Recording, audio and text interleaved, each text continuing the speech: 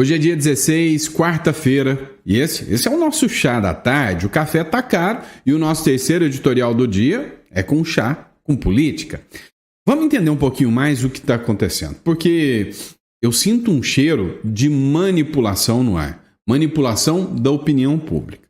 Olha só essa matéria, do Vinícius Carrion, que republicou o Kim Paim, que republicou o jornal O Globo, e mostra que robôs estão sendo utilizados pelo governo Lula para manipular a opinião pública.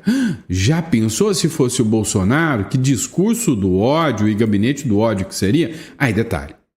Já se sabe que o governo Lula está gastando milhões e milhões e milhões com a sua comunicação digital. Mas ainda bem que é o Lula. Imaginou se fosse o Bozo? Se fosse o Bozo, era gabinete do ódio. Agora, no governo Lula, é o gabinete da ousadia. Nós vamos falar sobre isso. Agora vamos falar de gente frustrada. Pois é, o ministro Alexandre de Moraes saiu frustrado de uma reunião que talvez tratasse de um dos temas mais importantes até poucos dias atrás. E depois que surgiu os tarifaços do Trump, ninguém mais lembra da crise do IOF. Mas ela ainda está lá. Ela ainda está prontinha para voltar. E se voltar, o governo Lula não vai sair muito bem nessa, não. E detalhe, o tarifaço do Donald Trump foi favorecendo o Lula. O Lula sentiu isso. E agora, haja dinheiro para eles manipularem a opinião pública.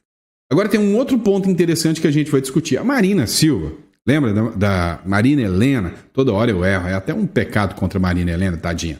A Marina Helena fez duras críticas sobre a decisão do Paulo Gonet de condenar o Bolsonaro. E aí o Mário Sabino, do jornal Metrópolis, falou o seguinte, olha, Bolsonaro ele pode morrer dentro da prisão. E aí é um jornalista que não gosta do Bolsonaro, afirmando que Bolsonaro provavelmente vai morrer na prisão, ao que depender dos ministros do Supremo Tribunal Federal. E aí um canal influente, né, da área militar, chama-se Área Militar Oficial, esse perfil, diz que a CIA já estava monitorando o Procurador-Geral da República e já sabia da condenação ao Bolsonaro. Tanto que o representante dos assuntos comerciais internacionais, né, diplomáticos dos Estados Unidos, soltou uma nota, já reagindo à decisão do Paulo Gonet algumas horas antes dela se tornar pública. Será que a CIA está monitorando e investigando o Brasil? Sei não, hein? Agora, uma coisa é certa. O Donald Trump impôs tarifa no Brasil. O Brasil e um monte de outros países, mas as do Brasil são uma das mais severas até agora, né? Parece até que ele não gosta do presidente brasileiro. Não é que ele não gosta do Brasil. Ele não gosta do presidente brasileiro. E aí é uma coisa digna de dar inveja em qualquer um que gosta de sair taxando os outros por aí. Tem até um meme, né, de um certo ministro da Fazenda que gosta de taxar todo mundo. Nem vou falar, porque hoje é crime fazer meme, fazer piada, expor opinião. Isso é de direita, tá bom? Bora falar sobre tudo isso, então não esquece de se inscrever no canal, isso é importante, tá? Afinal, aqui o nosso canal trabalha sempre com informações checadas, sempre de jornais de grande circulação, para que a gente possa fazer a nossa análise como um todo aqui para vocês, tá bom? Então inscreva-se no canal, além do que a gente tem uma meta para bater e eu sei que a gente chega a 2 milhões de seguidores, estou confiante nisso, então dá uma ajuda para a gente aí. Outro ponto que a gente precisa discutir é o seguinte, você, né, que acha que o Brasil está se tornando um paradeiro muito louco, já pensou em fazer uma hold, uma offshore para se proteger dentro das regras legais, seguindo o compliance normal das regras, das leis, mas, sabe, não deixar o seu patrimônio adstrito a essa jurisdição maluca chamada República Tupiniquim? Pois é, você pensa numa hold, numa offshore, numa estruturação do seu patrimônio e quer o Sandro como seu mentor sobre patrimônio, né? E eu trabalho com isso há mais de 10 anos, tenho um ótimo conhecimento sobre comércio internacional, sou mestre pela Universidade de Miami, entre em contato, tá? Tá aqui o link na descrição, direto para holding offshore. Entre em contato e eu teria o maior prazer em estar lhe atendendo, tá bom? Mas bora entender o que está acontecendo, bora entender o que rola na República das Bananas. Eu sei que você não está aqui pelo fundo roxo, rosa, que está ali. Você está aqui por causa da notícia. Então, vamos para cima. Vem cá. Eu não consigo entender como que um esquerdista vê uma matéria dessa e ainda permanece esquerdista e defendendo o Lula. Vamos fazer uma comparação. O Lula pegou um país superavitário. Já está em déficit comercial, está destruindo o Brasil e pode ser sancionado a qualquer momento pelos Estados Unidos. O Milei pegou um país destruído pelos amiguinhos do Lula. Inclusive, o Lula foi ofender o Milei, indo lá, falando mal do judiciário, atentando contra a soberania do Milei, nas palavras do próprio Lula. Pedindo Cristina livre, né? Os canalhas que destruíram a Argentina. O Milei pegou esse país destruído e olha só. A Argentina aumenta o salário médio e alcança o menor índice de pobreza desde 2018. E agora eu te pergunto, para a esquerda, quem é melhor, Lula ou Milei? O Lula, que aumenta a pobreza, ou o Milei, que diminui a pobreza? Qual dos dois é melhor? Resposta fácil para a esquerda, o Lula é melhor. Afinal, o Lula é o pai dos pobres e quanto mais filhos ele fizer, melhor. Assim ele se mantém no poder para sempre. Afinal, para eles, o discurso tem que ser o seguinte: quanto mais pobres, nós não conseguimos gerar riqueza. Então, quanto mais pobres, mais votos do Bolsa Família nós temos, não é? Então, eles ignoram a questão social que o Milei está fazendo.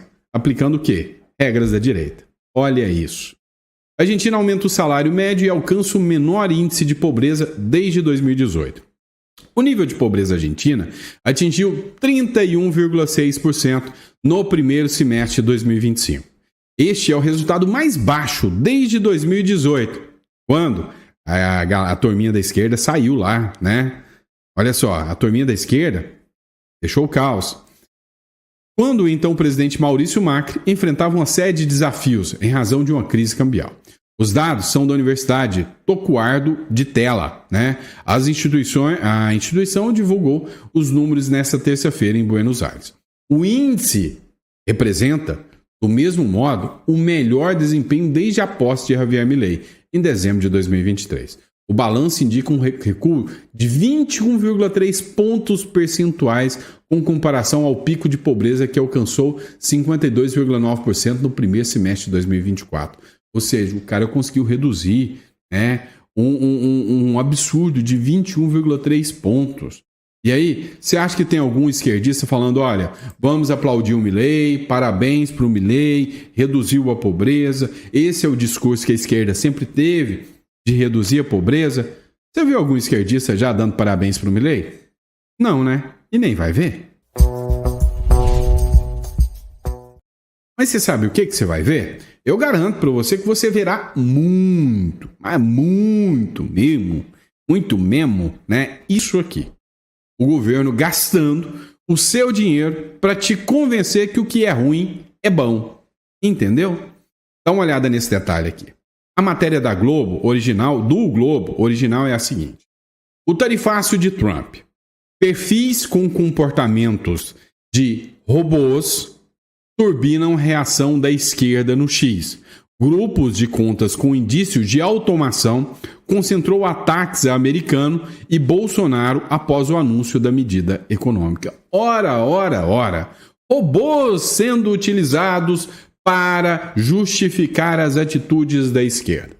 Aí veio o Kim Paim e rebateu. O Globo disse, isso aqui é bomba. Robôs para manipular o debate público? Olha só que tamanho dessa bomba. E aí veio o Vinícius Carrion e rebateu o Kim Paim e disse o seguinte, opa, peraí. Seria bomba se fosse em favor da direita. Será que vão chamar isso aí de gabinete de ódio? Não vão não. No máximo, o gabinete da ousadia. Ai, que bonitinho. Cara, eles não têm um mínimo de vergonha na cara, tá? Então, hoje, você que acompanha o noticiário, você sabe muito bem a diferença entre o discurso que a mídia sempre trouxe, gabinete do ódio, Bolsonaro, que não sei o quê, e na hora de provar, não provar porcaria nenhuma. Agora, uma coisa é certa. Em pleno 2025, no governo do amor, isso aqui fica fácil de provar. Lula abriu uma licitação de 98 milhões de reais para a comunicação digital. Só que tem um detalhe que você talvez não saiba. Antes, a Secom, que é a Secretaria de Comunicação, queria gastar 200 milhões para fazer a comunicação digital. É contratar influencer, talvez, se a matéria do Globo for verdadeira, contratar robô. Com 200 milhões. Sabe o que o Tribunal de Contas da União disse? Olha, tem cara, tem cheiro, tem jeito de fraude. Então, vamos revogar isso aí, porque tem muita suspeita de fraude nesses 200 milhões. E aí o que acontece? O Lula recua e volta agora com 98 milhões. Ou seja, é o seu dinheiro utilizado para enganar você mesmo. Bom, ainda bem que isso é amor e não ódio. Vamos lá, pessoal. Essa aqui é boa. Adivinha quem saiu frustrado de um assunto que até poucos dias atrás era o assunto mais falado, era o assunto mais polêmico, mas que hoje virou brincadeirinha de criança perto das taxas do Trump. Você lembra? O caso do IOF? Pois é, o caso do IOF foi uma bomba, o impacto gerou uma derrota do Lula gigantesca. O Congresso comprou a briga com o Lula por causa de mais impostos. Então, o que aconteceu? O Lula aumentou o imposto, o Congresso derrubou, e aí o poder moderador, o Supremo Tribunal Federal, chamou e falou: vocês vão dialogar, senta no banquinho do castigo, vão ter que conversar. Ai, ai, ai, ai, ai. Ou seja, não é o papel do judiciário fazer ou realizar uma audiência de conciliação entre Congresso e Executivo. São decisões que estão dentro do escrutínio da conveniência e oportunidade, tá? O que isso quer dizer? É um termo jurídico que eu utilizei. O judiciário, o próprio STF, tem esse entendimento que quando uma decisão pública é tomada com base na conveniência e oportunidade, ou seja, não, é conveniente aumentar os impostos agora? Sim, eu tenho a oportunidade de aumentar os impostos agora, o Brasil aguenta, então eu estou dentro da seara da conveniência e oportunidade. E aí o Congresso, que também é um ser político, olha e fala: mas peraí, o governo Lula aumentou os impostos. Isso é conveniente? É oportuno? Entendo que não. A lei, a Constituição, me dá o papel de fiscalizador do Executivo? Sim. Então, vem cá. Aplicando as minhas atribuições de legislativo, fiscalizando o Executivo, eu, Congresso Nacional, entendo que é conveniente, que tenho a oportunidade agora de revogar a decisão do Lula. E tá tudo certo. É uma decisão política. Aí vem um órgão que tem que tomar todas as suas decisões com base na lei. E vem querer ser um mediador político, que é o ministro Alexandre de Moraes. Caiu na mão do Gilmar Mendes. O Gilmar Mendes falou: vamos dar agora, vou mandar para o Alexandre de Moraes. E aí foi para a mão do Alexandre de Moraes. Por quê? Porque já tinha uma ação do PL que estava na mão do Alexandre de Moraes, foi por prevenção para ele. Não tem nada de irregular nem de legal nisso. O irregular que eu vejo como advogado é o judiciário querer realizar uma audiência de mediação sobre um assunto eminentemente político. Resumindo, fecha Congresso e Executivo e entrega tudo para a mão do judiciário, que ele dá conta de tudo. Pelo amor de Deus. Transforma a presidência numa secretaria e o legislativo inteiro em secretários e deixa que os grandes monarcas são o executivo, porque não faz sentido isso. Não faz o menor sentido dentro da democracia. Matéria da Folha de São Paulo. Reunião no STF termina sem definição e Moraes vai decidir sobre a validade do decreto do IOF. Vai para o lado do Lula, é lógico. A reunião entre o governo Lula e o Congresso para buscar uma conciliação sobre o decreto presidencial que aumenta alíquotas do IOF, Imposto sobre Operações Financeiras, terminou sem definição ontem, na terça-feira. O que deixou o ministro Alexandre de Moraes frustrado. Afinal, ele queria que eles decidissem ali. O fato é que alguns congressistas disseram que o Alexandre de Moraes puxou sardinha para o Lula e o Congresso não gostou, por isso que não teve acordo nenhum. Meu amigo, você acha que a República das Bananas é para fracos, né? É brincadeira, não é não. E por falar em não ser brincadeira, vamos falar de prisão de Bolsonaro pedida pelo Paulo Gonet. Você está sabendo que o Paulo Gonet já deu o parecer final, e no parecer final ele pede a condenação e prisão do Bolsonaro, que pode pegar mais de 43 anos de cadeia, chilindró. Meu amigo, vê o sol nascer quadrado. Roubou mensalão, petrolão? Não! Um golpe de Estado com uma minuta que foi baseada num estado de sítio da Constituição, mas é pior do que o petrolão? Do mensalão? É claro. 43 anos? Sim.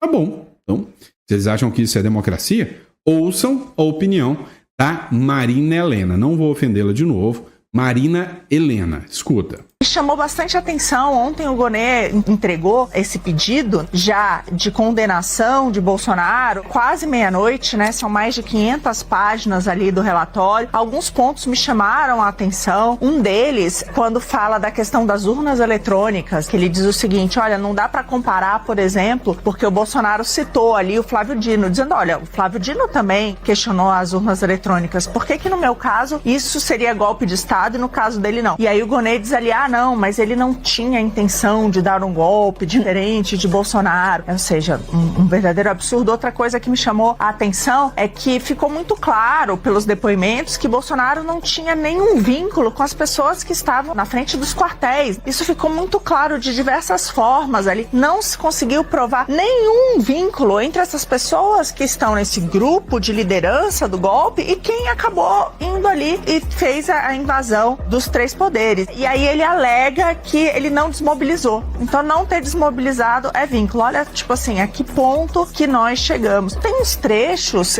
quando eu olho ali na denúncia, que mostram ali claramente a intenção. E um deles também me chama a atenção, que é, ele foi na mesma linha do Ramagem de ter um tom muito grave em relação às instituições e principalmente ao STF. No fundo, gente, isso tudo se trata disso. A gente sabe muito bem. A gente sabe que, aliás, desde o inquérito do fim do mundo de Alexandre de Moraes, tudo isso tá tudo ali para salvar a pele do STF. Então agora, questionar o STF, isso fica claro também nessas 500 páginas ali do CONE, que isso eles veem como um crime. Não se pode questionar instituições como imagina o STF. No fundo, a gente sabe muito bem que os questionamentos feitos ao que está acontecendo no STF, no fundo, é para salvar a instituição. Que, no fundo, o que a gente está vendo é que tudo que Alexandre de Moraes está fazendo e que os outros, de alguma maneira, estão aceitando, está acabando com a imagem do STF. Me chamou bastante.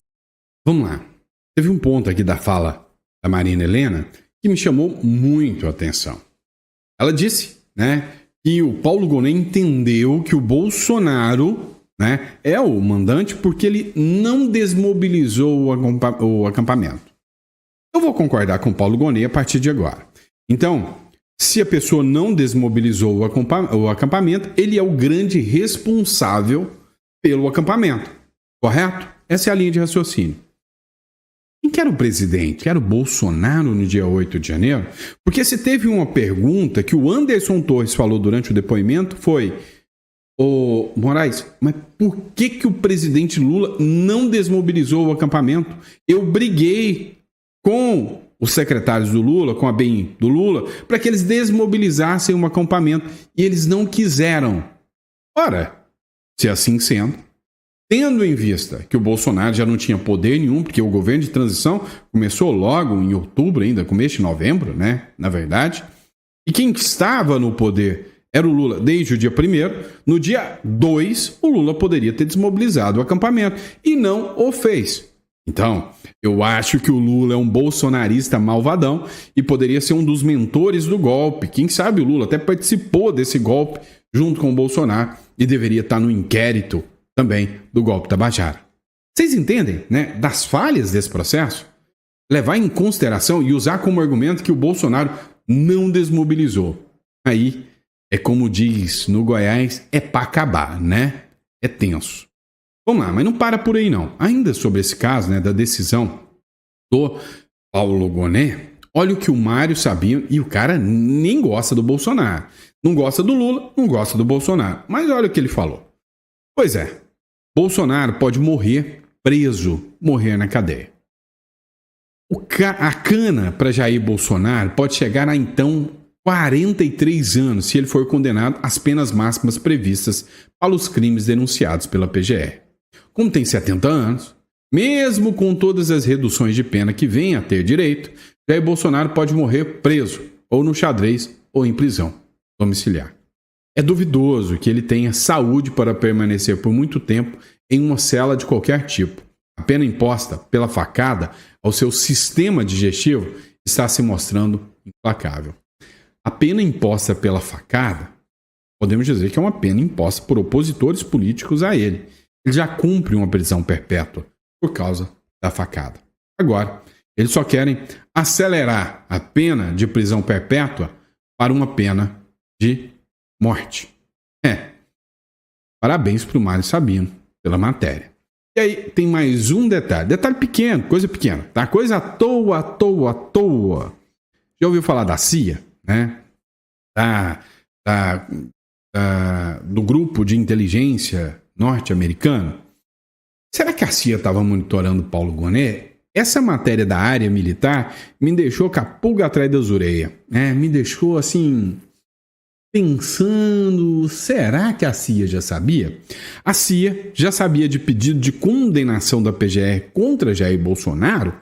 Eis a questão, é uma dúvida. 43 anos de prisão? Como assim? Olha, há uma grande possibilidade de que a CIA, né, já sabia da condenação da PGR contra o Bolsonaro. Há 43 anos de prisão. A apresentação das alegações finais que o Paulo Gonet apresentou, né, o PGR lá no STF, com um pedido de condenação do ex-presidente Bolsonaro e também outros 7 investigados por crime ligado à tentativa do golpe Tabajara, gerou reações parlamentares nessa terça-feira. Um monte de deputado foi lá e fez vídeo, postagem. Agora, uma coisa interessante. A PGR pediu a condenação do Bolsonaro porque ele liderava a organização criminosa. E aí, ele teria articulado medidas contra a ordem democrática. Isso aí... vocês já viram o vídeo da Marina Helena agora, altamente questionável, né? E aí ele pede 43 anos de prisão. E os crimes que ele imputa contra o Bolsonaro é tentativa de golpe de Estado, abolição violenta do Estado Democrático de Direito. O que é isso? Né? Mas tá bom. Organização criminosa armada. Bolsonaro pegou em armas em algum momento? Não, né? Dano qualificado. Pois é, o Bolsonaro foi lá fazer quebradeira, o dano qualificado aconteceu. Esse crime todo mundo tinha que responder. Esse aí, todo mundo que estava lá, né? E que foi filmado. Que foi... tem provas de que ele estava quebrando coisa. Esse tem que responder. Agora, quem não estava quebrando, né? E a individualização da conduta e da pena? Aí não. Deterioração do patrimônio quebrado, tombado. Sim. Cadê o cara do relógio? Cadê a Priscila, rainha do deserto lá? Cadê? Né? Agora, um ponto chamou atenção pra caramba. Antes da publicação do pedido feito pela PGR, pelo Paulo Gonet, né? O gabinete do subsecretário de Diplomacia Pública dos Estados Unidos publicou uma citação que chamou muito a atenção. Abre aspas aí para a gente entender. O presidente Trump enviou uma carta impondo consequências há muito esperadas à Suprema Corte de Moraes e ao governo Lula por seus ataques a Jair Bolsonaro, à liberdade de expressão e ao comércio americano. Tais ataques são uma vergonha e estão muito abaixo da dignidade das tradições democráticas do Brasil. As declarações do presidente Trump são claras. Estaremos observando atentamente. Ou seja, monitorando. Através de quem? Quem que é a agência de inteligência americana? A CIA. A CIA. Né? É o Departamento de Inteligência americano, é a CIA. Então, como ele estará monitorando tudo? E aí, outra pergunta. O PGR não tinha dado seu parecer. E se ele faz um pedido de absolvição do Bolsonaro? Não ia ficar com cara de tacho o secretário aqui, né, de assuntos diplomáticos norte-americano? Se ele fez essa publicação, imagina, ele vai lá e fala, vocês estão atacando o Bolsonaro! E o PGR fala, não, eu quero a absolvição do Bolsonaro. Eu acho que o Bolsonaro não fez nada. Ué, não ia ficar com cara de tacho? Resultado, há uma grande possibilidade de que ele sabia literalmente do que estava, né, sendo, proferido ali na decisão da PGR. Como? Não sei. É a matéria da área militar que está dizendo isso, tá? Vamos falar das tarifas do Trump agora. Isso aqui é de deixar o Haddad com água na boca, escorrendo assim, ó, morrendo de desejo, com perdão da palavra, de tesão, né? No seu dinheirinho, nos seus impostos. Dá uma olhada nisso aqui. A diferença é que o Trump está fazendo exatamente igual o Haddad, só que no país dos outros, né? Ou seja, ele foi eleito para defender quem? O país dos outros ou os americanos? Os americanos. Então ele está protegendo quem? Os americanos. E o Haddad? O Haddad não foi eleito, mas o Lula foi eleito para proteger quem? O brasileiro. E o que ele está fazendo com o brasileiro? Ferra mais do que o Trump, tá? Se você, vem cá, se você pegar a maioria dos produtos brasileiros, zero imposto, e aí você olha a tarifa que o Trump está aplicando, e você olha, né, também, a tarifa, né, que a tarifa que o Trump está aplicando, e a tarifa que o Lula aplica aqui, os impostos que nós pagamos, a gente ainda paga mais que eles. Mas dá uma olhada aqui, ó. Ele lacra, o Lula. E o Trump, ele lucra. A arrecadação dos Estados Unidos, matéria da Folha de São Paulo. A arrecadação dos Estados Unidos, com tarifas de Trump, bate recorde de 27,2 bilhões em junho, diz Tesouro Nacional. Sobretaxas começam a se tornar fonte significativa de receita, enquanto o governo americano tenta controlar os déficits. O Trump transformou um instrumento de pressão comercial numa maquininha de imprimir dinheiro para o Tesouro americano. Especialistas ainda acham que ele não sabe fazer, né? Não sabe o que está fazendo. Esses especialistas, né? Do Telecurso 2000, vocês lembram? Vocês são da minha época. Vocês lembram da época do Telecurso 2000? Era tenso, né? Hoje é formação online, né? Antigamente, quando o cara ia lá e fazia alguma cagada, virava para ele e falava, esse aí formou no Telecurso 2000. Ou seja, que era formação por correspondência. Pois é. Mas não para por aí não. Dá uma olhada nisso aqui. O Brasil pode ser tarifado, além dos 50% do Trump, pela OTAN, por todos os países da OTAN, em mais 100%. Aí é que lascou de vez para o Brasil. Por compra de petróleo da Rússia, diz secretário-geral da OTAN. O Mark Rutte participou de uma reunião com congressistas dos Estados Unidos sobre um projeto de lei para taxar países que compram derivados do produto. China e Índia também podem ser taxados. Aí vocês vão falar que essa aí também é culpa do Bolsonaro, né? Não, também é culpa do Bolsonaro. Agora o Eduardo Bolsonaro também está dialogando, né, com o líder da OTAN, que está querendo colocar pressão. E olha só o tanto que o Eduardo Bolsonaro é um cara esperto mesmo, né? Contra a China, contra a Índia e contra o Brasil. Também foi o Eduardo Bolsonaro? Também vão usar esse argumento? Ou podem usar o argumento de que o Lula realmente está fazendo isso? O Lula desmentiu. Desmentiu, disse que não é verdade, mas olha isso aqui. Sob Lula, matéria do Poder 360, ó, fresquinha. Sob Lula, a Rússia virou o maior vendedor de diesel ao Brasil. Ou seja, o Brasil é o maior financiador, né, da Rússia através da compra de diesel. Os Estados Unidos ficaram em segundo lugar em junho de 2025. Especialista diz que o cenário é influenciado pela guerra com a Ucrânia.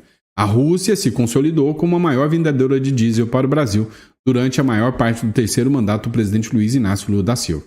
E aí o que vai sobrar para o Lula? Escolha. Ou ela ou eu. Escolhe, né? Ou a Rússia ou os Estados Unidos. E aí, quem aposta que o Lula vai escolher o lado errado dessa história? Eu. Mas vamos lá. Essa história da tarifa não tá pegando pesado só pro lado do Lula, né? Que o Lula tá aproveitando. É o que o Lula queria, é o presentão que o Trump deu pro Lula. Mas não é só isso. Dentro da direita também tá gerando tensão. Olha só, o Eduardo Bolsonaro e o Tarcísio de Freitas andaram trocando umas farpas aí. E aí, tem uma linha aí de raciocínio que isso não é legal, que não deveria ser nesse caminho. Matéria do Igor Gadelha. O PL aciona Flávio Bolsonaro para acalmar Eduardo na briga com o Tarcísio de Freitas. Ou seja, as lideranças do PL tiveram que chamar o Flávio Bolsonaro, que tem um bom diálogo com o Tarcísio, tem um bom diálogo com o irmão, e falar o seguinte: peraí, nós precisamos fazer o seguinte, vamos parar com essa briga aí. Pois é, se precisou acionar o... Errei aqui. Pois é, se precisou acionar o Flávio Bolsonaro, é porque tem uma rixa, sim, e tem uma contendazinha. Cara, tem uma turma que não tá com muita paciência com o Tarcísio, não. Né? Uma ala mais defensora do próprio Bolsonaro e do Eduardo Bolsonaro. E olha que louco, o Bolsonaro tá fazendo de tudo para não entrar em atrito com o Tarcísio. Já o Eduardo Bolsonaro está abertamente entrando em atrito com o Tarcísio. E o bolsonarista, que é defensor do Bolsonaro, está defendendo o filho do Bolsonaro agora. Olha que doideira, velho. Tá defendendo o Eduardo Bolsonaro e está dizendo o seguinte: o Eduardo Bolsonaro fez muito mais do que o Tarcísio. Quem é o Tarcísio agora para chegar agora e querer pagar de salvador da pátria? Olha só. Jurista vê chance de impeachment de Tarcísio por negociar com os Estados Unidos em nome do Brasil. Cara, entre nós, né? Esse discurso é um discursinho assim muito... né? Assim, eles veem possibilidade de impeachment de tudo, mas do Lula nunca tem, né? E aí veio mais um, né? Alfredo Otier, presidente da Academia Paulista de Direito, afirmou que o governador de São Paulo pode sofrer impeachment porque o Tarcísio, né, teria cometido crime de responsabilidade ao negociar tarifas comerciais com os Estados Unidos em nome do Brasil. Não, ele não está negociando. Ué, é isso. Então, o cara querer articular pela economia do país, ele tem que levar impeachment. Agora, se um cara começa a atacar os aliados políticos, o que está na lei de responsabilidade contra o presidente da República, ninguém fala em impeachment. Mas é o seguinte, aconteceu que há uma ala que está incomodada, né, com esse confronto direto com o Tarcísio e com as críticas, inclusive que influenciadores digitais fazem a Tarcísio. Eu vou te falar, eu sempre disse para vocês que eu era tarcisista, sempre fui fã do Tarcísio. Mas ultimamente o Tarcísio vem se mostrando uma figura ali bem ensaboada, vamos dizer assim. Von Serran, que é um cara que eu respeito mais, escreveu o seguinte: ontem, em entrevista ao Poder 360, o Bolsonaro disse que o Eduardo foi imaturo com o Tarcísio. Ou seja, o Bolsonaro pendeu para o lado do Tarcísio. Eu não tinha visto com esse olhar, mas aí depois eu fui procurar esse trecho que o Von Serran falou, e sim, o Bolsonaro disse que o Eduardo foi imaturo com o Tarcísio e que ligou para ambos se acertarem. Lembrou a jornalista que o governador era seu irmão e que ele estava certo ao falar com o secretário da Embaixada Americana em favor de São Paulo. Durante anos, tenho defendido Tarcísio de ataques rasteiros, inclusive de influenciadores da própria direita. Hoje o recado é para eles: parem de sabotar as articulações por projeção pessoal. O Brasil é maior que o seu like e quem não ajuda faz bem em não atrapalhar. Eu não sei se serviu para mim também, porque eu tô criticando o Tarcísio ultimamente, tá? Mas assim, minha crítica é justa. Vou deixar muito claro para vocês. Até porque, né, a minha visão é que eu vejo o aliado do Bolsonaro, ou seja, o aliado não, o seguidor do Bolsonaro, muito mais identificado com o posicionamento do Eduardo Bolsonaro do que com o posicionamento do Tarcísio. Isso aí, não adianta dizer que eu estou inventando a roda. Não, é real. Você que está me acompanhando, Eduardo Bolsonaro e Tarcísio de Freitas, você está do lado de quem? Deixa no comentário que eu quero saber. Vamos fazer essa enquete aqui, só para a gente entender. E aí ele escreveu, para quem estava com medo do tal tiro no pé de Trump, já existe anúncio que não haverá retaliação e que Alckmin vai tentar negociar antes do prazo acabar. Ou seja, já estão metendo o rabo entre as pernas. Tenham mais coragem, cobrem o lado certo e deixem de ser imediatistas. Julho não acabou e teremos mais novidades até o fim do mês. Eu já fui muito claro. Acho que o Trump deveria ter aplicado a lei Magnitsky. Não acho que o Trump deveria ter vindo com essa de tarifa, usando argumentos políticos, tá? Já que veio, tem que ir até o final. Não acho que o Bolsonaro tem que intermediar nada, que o Bolsonaro vai estar dando uma grande de uma vacilada se ele ir lá pro Trump e falar: ô Trump, chega Trump, não faz mais não. Para, eu vou sair como salvador da pátria. O Trump vai dar uma banana pro Bolsonaro se o Bolsonaro fizer isso, sinceramente. Então, começou, agora vai. Agora senta e chora. Deixa acontecer, tá? Começou, veio a tarifa, Bolsonaro não tem que se meter nisso. Quem é o presidente é o Lula, deixa o Lula resolver. Ah, mas o Lula vai capitanear isso. E se o brasileiro, realmente, se o brasileiro votar no Lula, o brasileiro merece o presidente que tem. Sinceramente, tá? Vamos ser sinceros, tá bom?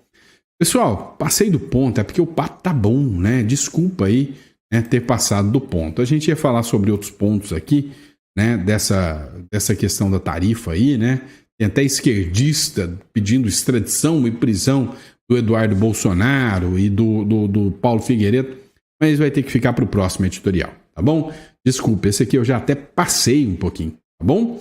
Obrigado, fica com Deus e eu vejo vocês no nosso jantar, né, com política. A gente bate mais um papinho, fechou? Grande abraço e até a próxima.